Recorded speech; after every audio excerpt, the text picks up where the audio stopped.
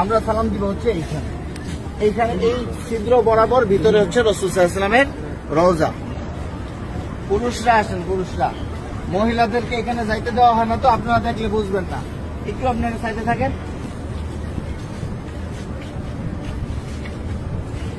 আমরা ভিতরে যাব হচ্ছে এইভাবে, আমাদের বাম দিকে থাকবে রওজা।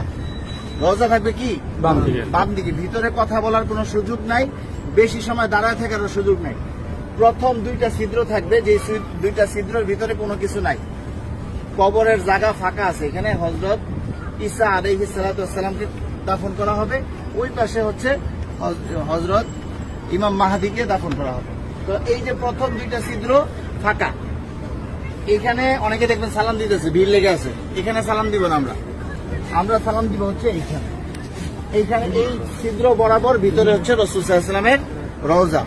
এই জায়গায় সালাম দিব, দেখবেন যে এরকম যেই ছিদ্রটা, এইটার সাথে কিন্তু কোনোটার মিল নাই, ঠিক আছে? এই বরাবর নবীজিকে সালাম দিতে হবে। রাসূল সাল্লাল্লাহু আলাইহি ওয়াসাল্লাম এখানে জীবন্ত অবস্থায় শুয়ে আছেন, ডান কাত হইয়া, নবীজির মাথা এদিকে, পা হচ্ছে এদিকে, ঠিক আছে? রাসূল শুয়ে আছেন, উম্মতের সালাম গ্রহণ করতেছেন, হ্যাঁ, সরাসরি সালাম গ্রহণ করতেছেন। তারপরে এখানে আবু বকর রাদিয়াল্লাহু আনহুর কবর, এই বরাবর এখানে আবু বকর রাদিয়াল্লাহু আনহুকে সালাম দিতে হবে। কিভাবে সালাম দিব? নবীজিকে কিভাবে দিব? আসসালাতু আসসালামু আলাইকা ইয়া রাসূলুল্লাহ, আসসালাতু আসসালামু আলাইকা ইয়া হাবিবাল্লাহ। যতটুকু বেশি আমরা পারি বলার চেষ্টা করব। সালাম দেওয়ার সবচেয়ে সুন্দর সময় হচ্ছে রাত্রে 10:30টার পর থেকে নিয়ে রাত্রে 1টা-2টা পর্যন্ত ফাঁকা থাকে, ভিড় থাকে না।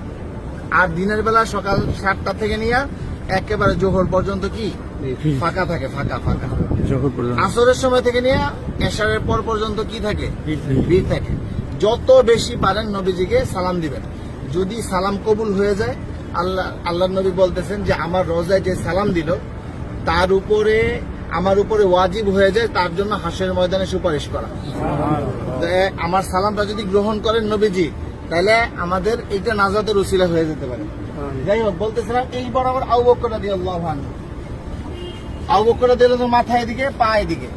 নবীজির মাথা এখানে, রাসূলের পা এই পর্যন্ত আসছে।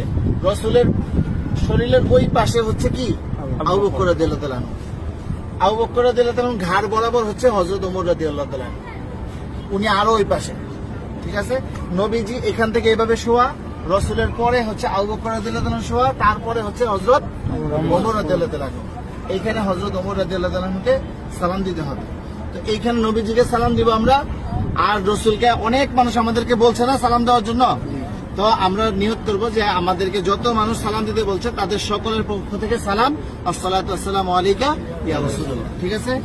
তারপর আবু বকর রাদিয়াল্লাহু তাআলা আনহুকে সালাম দিব, হযরত ওমর রাদিয়াল্লাহু তাআলা আনহুকে সালাম দিব। তারপরে এখানে কোনো কিছু নাই, ফাঁকা আছে কবরের জায়গা ভিতরে, আমরা এদিক দিয়ে বের হয়ে যাব। এটা হচ্ছে পুরুষদের যে কোনো সময় খোলা আছে সালাম দেওয়া। আর মহিলাদেরকে ঠিক রওজার পিছন দিক দিয়ে দিবে সালাম দেওয়ার জন্য একদিন। কথা বুঝতে পারছেন?